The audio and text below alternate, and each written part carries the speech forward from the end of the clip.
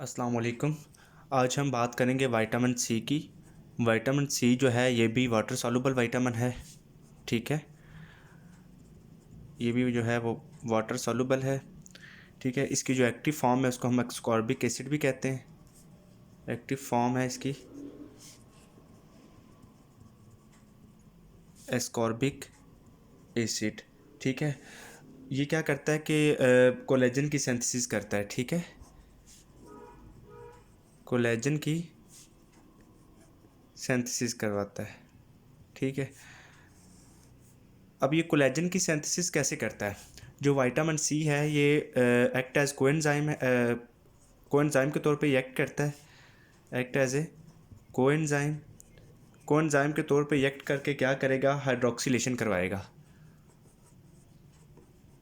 Hydroxylation जब होगी तो उसमें क्या होगा कि जो प्रोलीन है हमारे पास वो किस में कन्वर्ट होगा? हाइड्रोक्सी प्रोलीन में। ठीक है, क्योंकि हाइड्रोक्सिलेशन हो रही है इसलिए हाइड्रोक्सी प्रोलीन बन जाएगा। ठीक है, उसके बाद जो है वो करेगा कि लाइसिन को जो है वो कन्वर्जन होगी इसकी किसके अंदर? हाइड्रोक्सी लाइसिन के अंदर। ठीक है, अब जो ये दोनों हाइड्रोक्सी प्रोलीन और हाइड्रोक्सी लाइसिन है ये क्या है? प्रो कोलेजन फॉर्म्स हैं। ठीक है, यानी कि ये प्रो कोलेजन है। ये क्या करेंगे आगे? जो है कोलेजन को सिंथेसाइज करेंगे।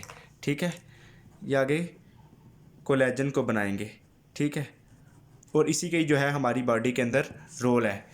इसी के जो है कमी की वजह से जो है हमारे पास जो विटामिन सी की जो डेफिशिएंसी होगी हम स्कर्वी पढ़ेंगे इसकी डेफिशिएंसी के अंदर। ठीक है, मैंने आपको ये बताया कि जो विटामिन सी है ये वाटर सॉल्युबल विटामिन है। ठीक है, एस्कॉर्बिक एसिड इसकी एक्टिव फॉर्म है, कोलेजन सिंथेसिस करता है ये। ठीक है, कोएंजाइम के तौर पर एक्ट करता है जो कि हाइड्रोक्सिलेशन करवाएगा प्रोलीन के हाइड्रोक्सी प्रोलीन में और लाइसिन के हाइड्रोक्सी लाइसिन में जो प्रो कोलेजन है जो कि कोलेजन बनाते हैं। ठीक है, अब हम इसकी बात करेंगे इसके फंक्शंस की कि यानी कि ये बॉडी के अंदर जो है वो कौन से इसके जो है मेन फंक्शंस हैं। सबसे पहले कि ये जो है रिड्यूसिंग एजेंट के तो इसका जो मेन फंक्शन है ये रिड्यूसिंग एजेंट के तौर पे काम करता है। ठीक है, जो विटामिन सी है एस्कॉर्बिक एसिड रिड्यूसिंग एजेंट है जो इसका फर्स्ट फंक्शन है। दूसरे नंबर पे यह है कि ये वाउंड हीलिंग को भी प्रमोट करता है। ठीक है, उसके बाद जो है ये क्या करेगा? हमारे पास जो हमारे पास कनेक्टिव टिश्यू हैं उनकी मेंटेनेंस करेगा। ठीक है, maintenance of normal connective tissue. Normal connective tissues. ठीक है, यानी कनेक्टिव टिश्यूज़ की क्या करेगा? मेंटेनेंस करेगा। उसके बाद इसका एक और फंक्शन है जो इम्पोर्टेंट फंक्शन है कि ये क्या करता है? जो फेरिक फॉर्म है ना आयरन की, ठीक है, उसको ये कन्वर्ट करता है फेरस फॉर्म में।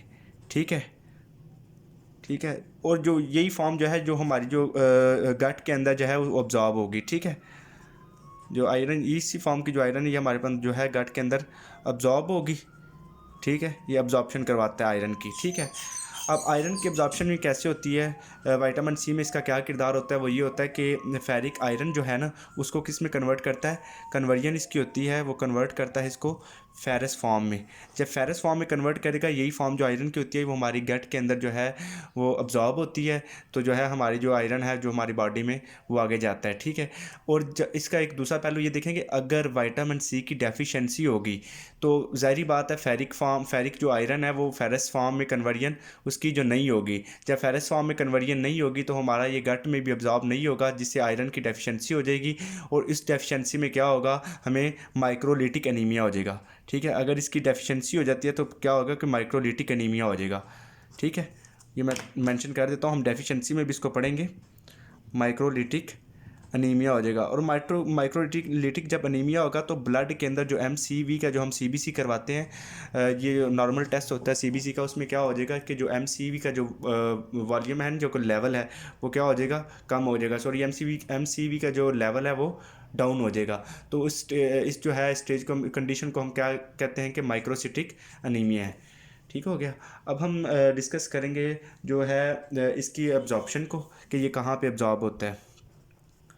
अब्जॉर्प्शन ये है कि एक तो ये स्मॉल इंटेस्टाइन में एब्जॉर्ब होता है, स्मॉल इंटेस्टाइन में। ठीक है, दूसरा ये होता है कि पेरियोस्टियम में एब्जॉर्ब होगा, पेरियोस्टियम में। अब पेरियोस्टियम क्या चीज़ है? ठीक है, पेरियोस्टियम ये है कि इसमें जो है कि जो हमारी जो मेम्ब्रेनस टिश्यू है जो कवर करता है हमारी बोन को, ठीक है, सरफेस ऑफ बोन को जो कवर करता है, ठीक है, ये क्या है, मेम्ब्रेनस टिश्यू होता है, एक मेम्ब्रेनस टिश्यू है जो क्या करता है, cover the surface of bone, surface of bone, periosteum है। इसके अंदर क्या होगा, विटामिन सी एब्जॉर्ब होगा। उसके बाद ये होता है कि सबक्यूटेनियस टिश्यू में, सबक्यूटेनियस टिश्यूज़ के अंदर ये अब्जॉर्ब होता है। अब सबक्यूटेनियस टिश्यू कौन से होते हैं, ये हमारी स्किन के जो इनर मोस्ट टिश्यूज़ होते हैं इनको सबक्यूटेनियस कहते हैं। हाइपोडर्मिस भी है जो इनर मोस्ट लेयर है, ठीक है, वो है सबक्यूटेनियस टिश्यूज़ के अंदर प्रेजेंट होते हैं, ठीक है। अब क्या है, इसके बाद मैं आपको बताऊंगा कि इसका जो एक्सक्रीशन है वो कैसे होगी। विटामिन सी की बॉडी से थ्रू जो एक्सक्रीशन है वो थ्रू द यूरिन होगी, थ्रू द यूरिन ये एक्सक्रीट होगा, ठीक है। एक तो इसकी एक्सक्रीशन थ्रू द यूरिन होगी, दूसरी ये होगी कि ये मदर मिल्क से भी जो है वो एक्सक्रीट होगा, ठीक होगा। उसके बाद हम इसकी बात करेंगे सोर्सेज की। सोर्सेज में जो है सिट्रस फ्रूट्स हैं जो इसके जो है मेन सोर्सेज हैं, ठीक है, जो इसके रिच सोर्सेज हैं वो सिट्रस फ्रूट्स में, लेमन में जैसे ऑरेंज वगैरह, ठीक है, वेजिटेबल में कैबेज वगैरह आता है, और एनिमल्स में ये लीवर और जो है एड्रिनल कॉर्टेक्स में होगा, ठीक है। पहले हम इसके सोर्सेज डिस्कस करेंगे एनिमल्स में। एनिमल्स में किस में होता है, लीवर में होगा, ठीक है, एड्रिनल कॉर्टेक्स में होगा, एड्रिनल कॉर्टेक्स में होगा।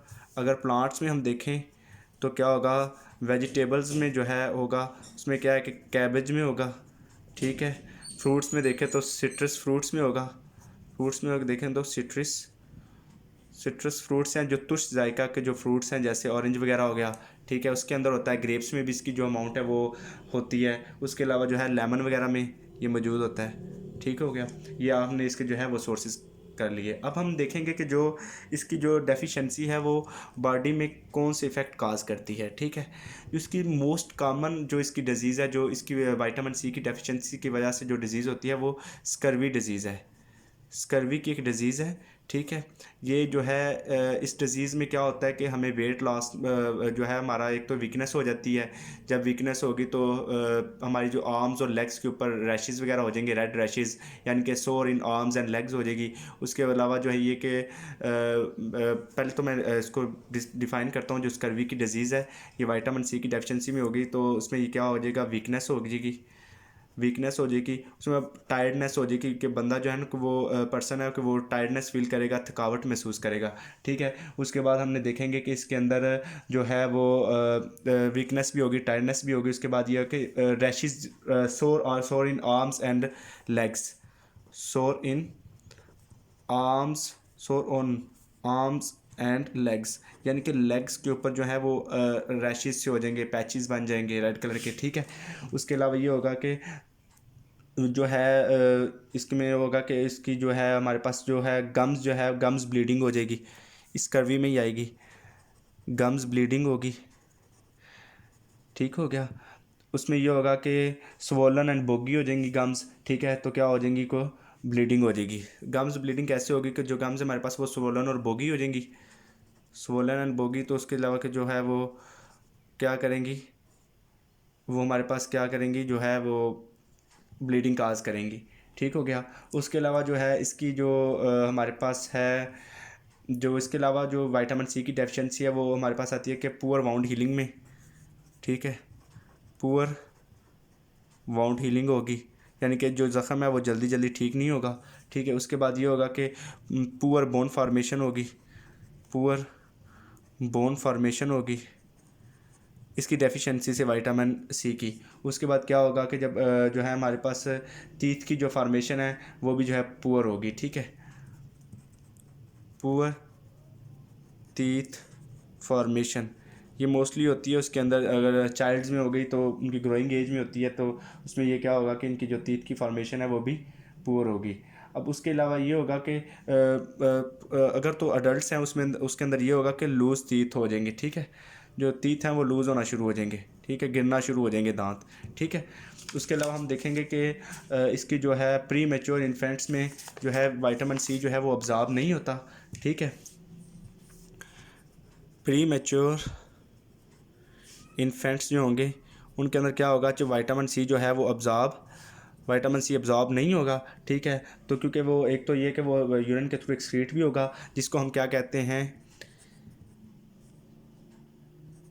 अल्कैप्टोन्यूरिया, ठीक है, अल्कैप्टोन्यूरिया।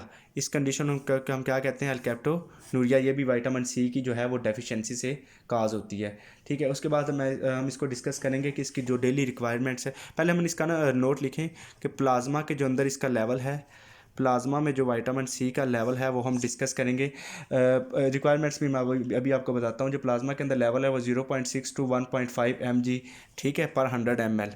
0.6 टू 1.5 mg पर 100 ml इसका जो है प्लाज्मा के अंदर लेवल है। अब हम इसकी रिक्वायरमेंट्स देखते हैं, जो हमें डेली रिक्वायरमेंट्स हैं, ठीक है। डेली रिक्वायरमेंट्स को जो है वो डिस्कस करते हैं। डेली रिक्वायरमेंट्स क्या हैं, अडल्ट्स में जो इसकी रिक्वायरमेंट है वो क्या है जी, 75 mg पर डे, ठीक है। उसके अलावा चिल्ड्रंस में जो इसकी जो रिक्वायरमेंट है वो डेली है 30 mg पर डे, यानी कि इतना हमें जो है वो रोज़ाना इनटेक करना चाहिए, ठीक है। उसके बाद हम इसको देखेंगे हाइपर विटामिनोसिस क्या होता है कि ऑक्जिलेट स्टोन बन जाते हैं। अगर ये ज़्यादा मकदार में विटामिनोसिस, अगर ये ज़्यादा मकदार में हमारी बॉडी में विटामिन सी आ जाए तो क्या हो जाएगा, ऑक्सलेट स्टोन्स बन जाएंगे। किडनी के अंदर जो है वो स्टोन्स वगैरह वो बन जाएंगे, ठीक है। ये हमारा विटामिन सी जो है वो कंप्लीट हुआ। ये एक तो क्लिनिकली भी थोड़ा बहुत इम्पोर्टेंट है, ठीक है। ये जब हम हॉस्पिटल में होते हैं तो काफ़ी जो है वो केसेस हमें देखने में आते हैं कि जो विटामिन सी की डेफिशिएंसी से जो है वो जो उनको काज करती है, जो डिजीज़ काज करती है, जो उनकी बॉडी के अंदर चेंजेस आती हैं। अब मैं इसको रिव्यू करता हूँ एक दफ़ा। जो विटामिन सी है, इसको ये वाटर सॉल्युबल विटामिन है, ठीक है। इसकी जो एक्टिव फॉर्म है वो स्कॉर्बिक एसिड है, कोलेजन सिंथेसिस करवाता है। ये कोएंजाइम के तौर पे एक्ट करता है। अब कोलेजन की सिंथेसिस ये कैसे करवाता है, क्योंकि उसमें हाइड्रोक्सिलेशन होगी, प्रोलीन को हाइड्रोक्सी प्रोलीन में कन्वर्जन होगी, लाइसिन हाइड्रोक्सी लाइसिन में कन्वर्ट होगा। ये प्रो कोलेजन फॉर्म्स हैं, ये कोलेजन में जो कि आगे कोलेजन की सिंथेसिस करती हैं। फंक्शन क्या है, सबसे जो इंपॉर्टेंट फंक्शन है उसमें ये रिड्यूसिंग एजेंट के तौर पर काम करता है। वाउंड हीलिंग जो है वो भी इसका फंक्शन है। Maintenance of normal connective tissue, normal के जो कनेक्टिव टिश्यू है उनको मेंटेन करता है, ठीक है। उसके बाद ये कि आयरन की जो है इस अब्जॉर्प्शन के अंदर विटामिन सी का बहुत रोल है। वो किस तरह रोल है कि फेरिक आयरन जो है, जो फेरिक फॉर्म की जो आयरन होती है हम उसको फेरस फॉर्म में कन्वर्ट कौन करता है, विटामिन सी, ठीक है।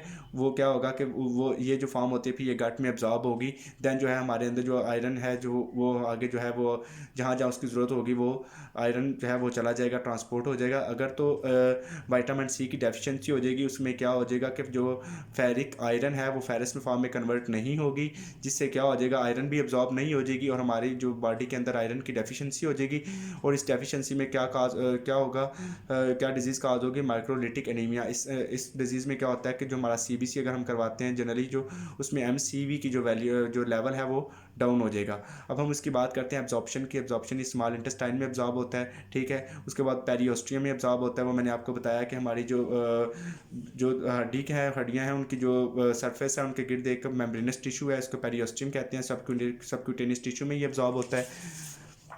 उसके बाद एक्सक्रीशन मैंने आपको इसकी बताई कि ये यूरिन के थ्रू एक्सक्रीट होता है, मदर के मिल्क के थ्रू भी एक्सक्रीट होता है। सोर्सेज बताए एनिमल्स में ये लीवर और एड्रेनल कॉर्टेक्स में इसकी जो वाफर मकदार मौजूद होती है। प्लांट्स में ये वेजिटेबल्स में कैबेज में मौजूद होता है। फ्रूट्स में सिट्रस फ्रूट्स वगैरह में, ऑरेंजेस वगैरह में मौजूद होता है। लेमन में मौजूद होता है। उसके बाद डेफिशिएंसी बता दी कि ये विटामिन सी की डेफिशिएंसी एक मोस्ट कॉमन डिजीज कर्वी काज होती है, ठीक है। उसमें क्या होता है, वीकनेस होती है, टायर्डनेस होती है।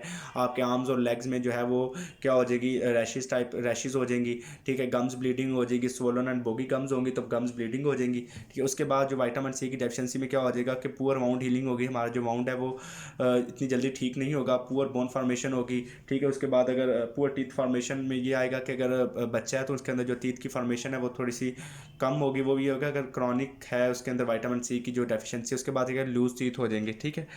ये जो है आज जो है इसका मैंने आपको भी ये डेफिशिएंसी भी होगी। उसके बाद हम इसकी बात करते हैं कि जो प्री मेच्योर इन्फेंट्स हैं उसके अंदर विटामिन सी की जो है वो अब्जॉर्ब नहीं होता, ठीक है, यूरिन के थ्रू एक्सक्रीट होता है। तो उसको हम अल्केप्टोनूरिया कहते हैं, इस जो है डिजीज़ को अल्केप्टोनूरिया कहते हैं, और ये भी विटामिन सी की डेफिशिएंसी से होती है। उसके अलावा जो प्लाज्मा के अंदर इसका लेवल मैंने आपको बताया 0.6 to 1.5 mg/100 ml इसका लेवल है। उसके बाद डेली रिक्वायरमेंट अडल्ट के में 75 mg जो है पर डे अप्रॉक्सीमेटली जो है वो इनटेक करनी चाहिए। चाइल्ड में 30 mg पर डे। ठीक है। हाइपर विटामिनोसिस क्या है, क्या ऑक्सलेट स्टोन्स काज करता है, यानी कि पथरी जिसको कहते हैं हम, वो जो है वो काज करता है। ठीक है। ये हम जो है विटामिन सी कंप्लीट हुआ। Thank you so much. अल्लाह हाफिज़।